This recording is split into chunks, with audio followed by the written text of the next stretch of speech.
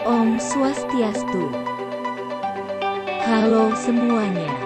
Di video kali ini saya akan menyampaikan materi tentang penjumlahan dan pengurangan pecahan pada mata kuliah pembelajaran matematika kelas lanjutan di SD, program studi PGSD.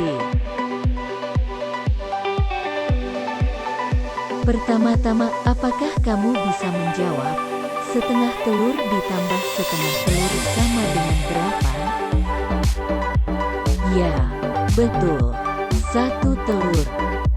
Kalau seperempat pizza ditambah seperempat pizza jadi berapa? Ya, betul lagi, setengah pizza, atau 2/4. Tapi kalau setengah pizza ditambah seperempat pizza jadi berapa? Kalau kita sebagai orang dewasa, kita tahu jawabannya adalah 3/4.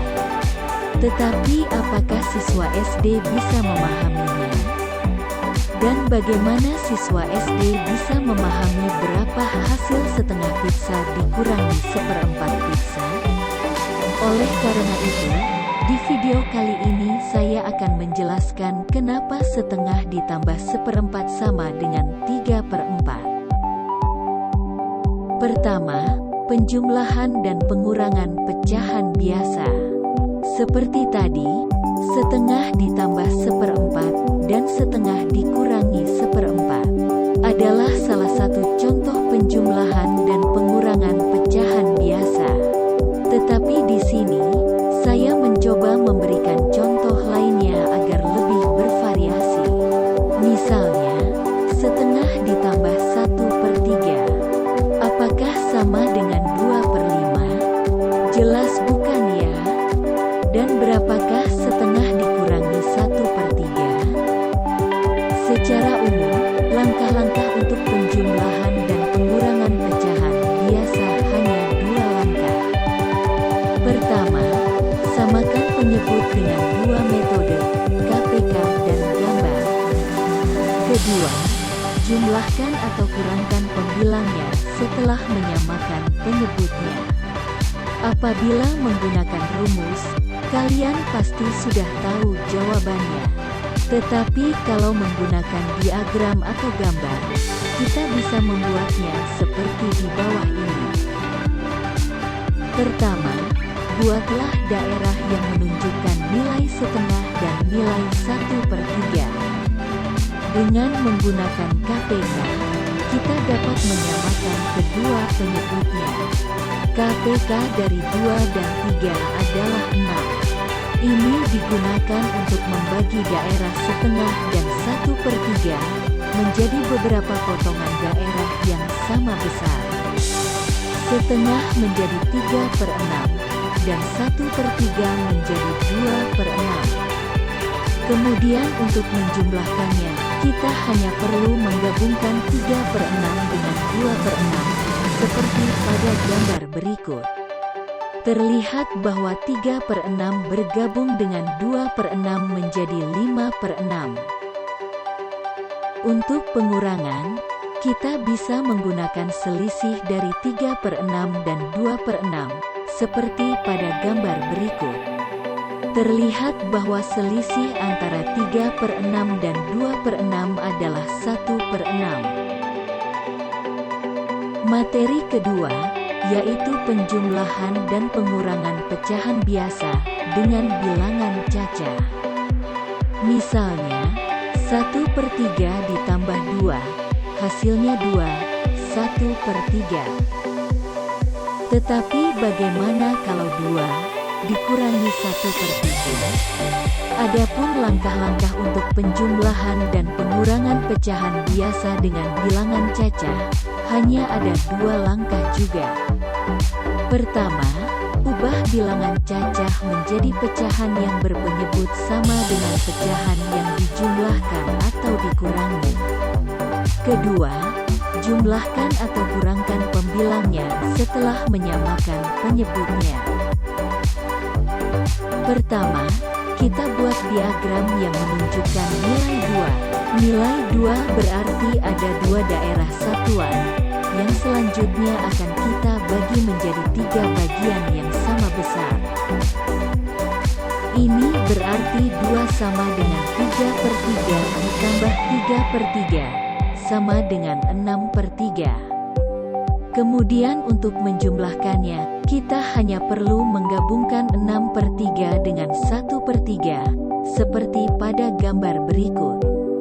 Terlihat bahwa 6/3 bergabung dengan 1/3 menjadi 7/3, atau sama dengan 2/1/3.